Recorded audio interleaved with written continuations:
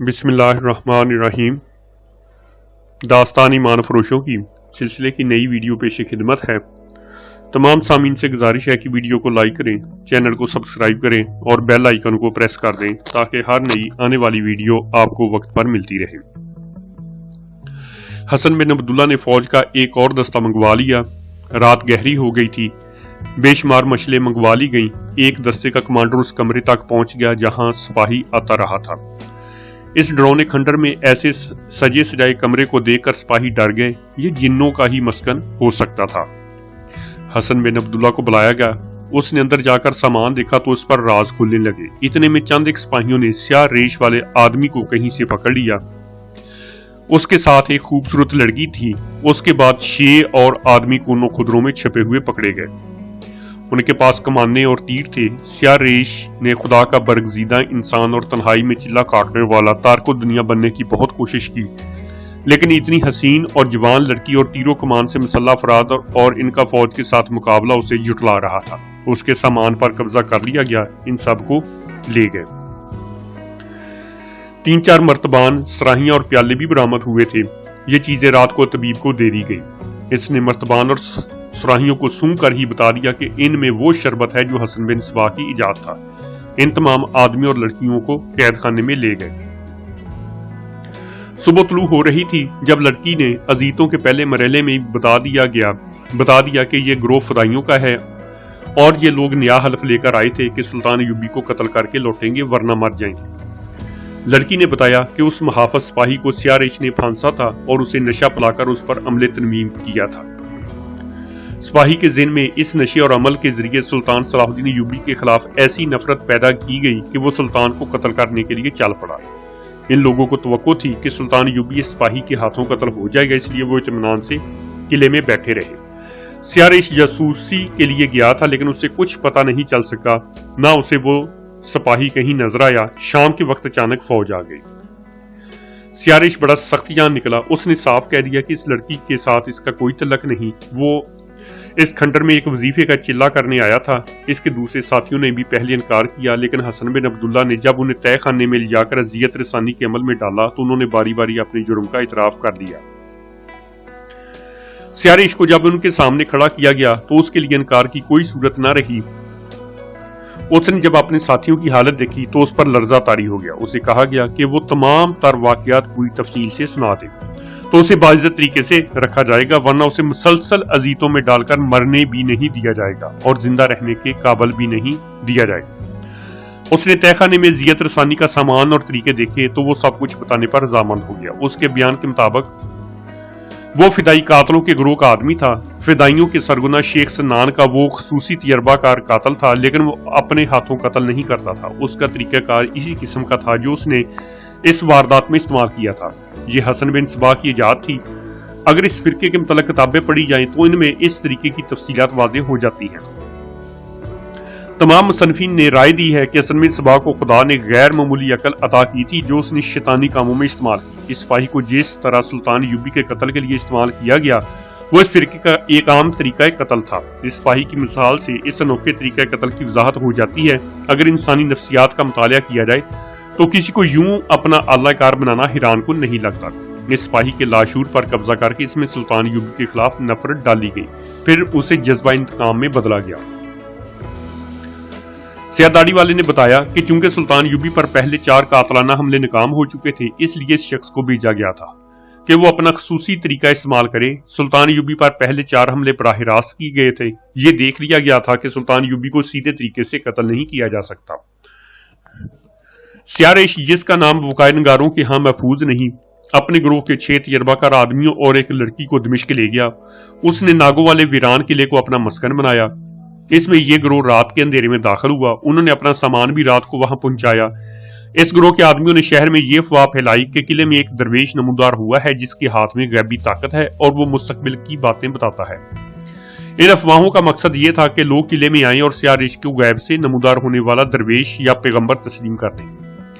अपनी यह हैसियत मनवा कर वो किसी एक या एक से ज्यादा आदमियों को कब्जे में लेकर सुल्तान अय्यूबी के कत्ल के लिए इस्तेमाल करना चाहता था, मगर खिलाफ तवक्को लोग किला में ना आए, जिसकी वजह यह थी कि किले के मुतालिक बड़ी ही डरावनी रिवायात मशहूर थी। इनमें यह रवायत सबसे ज्यादा खतरनाक थी कि दोनों नागों की उम्र 1000 साल हो चुकी है और अब इंसानों के रूप में जाहिर होते हैं और कोई इनके करीब जाए तो उसे निगल लेते हैं।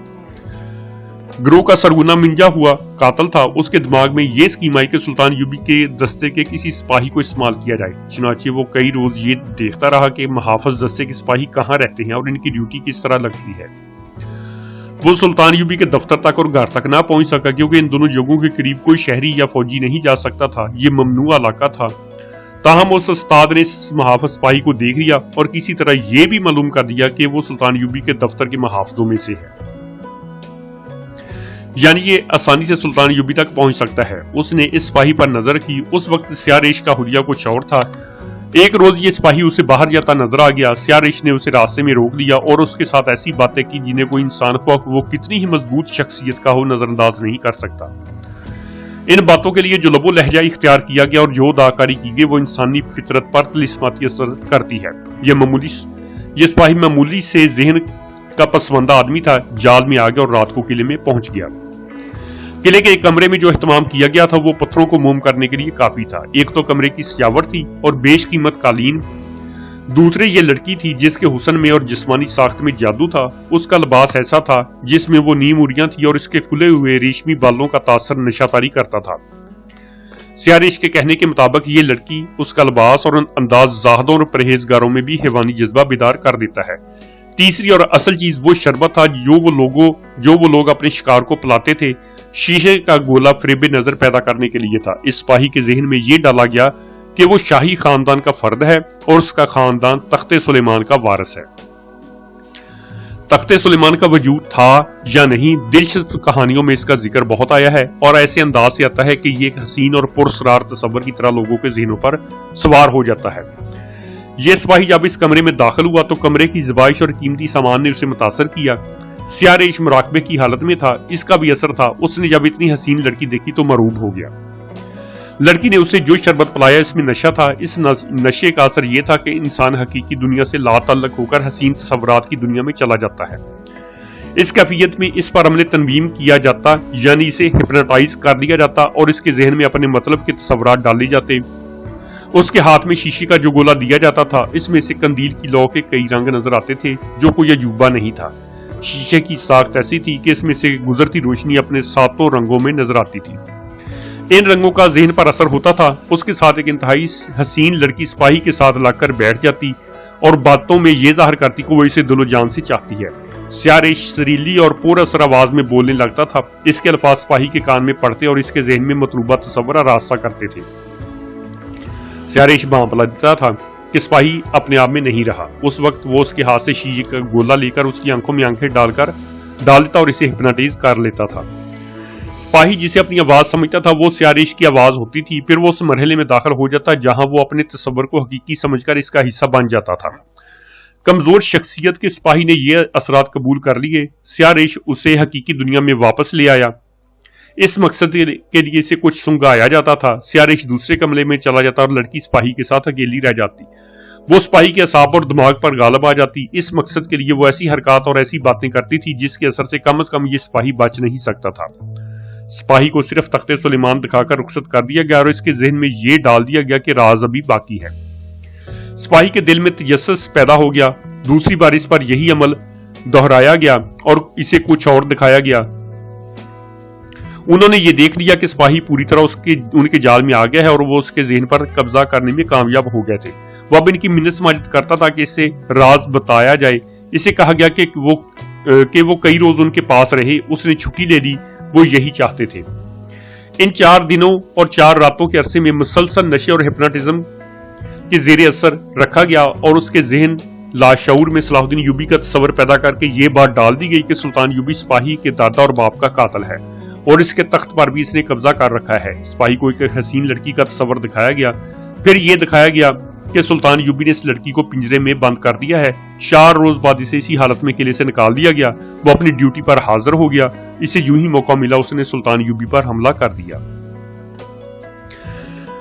सिपाही बेहोश पड़ा था। तबीब ने उसके जहन से नशा और शरबत का असर जायल करने के लिए दवाई दी थी। वो हकीकत और तस्वुरात के दरमियान भटक रहा था। मालूम नहीं उसके सांप पर कैसे कैसे असरात थे।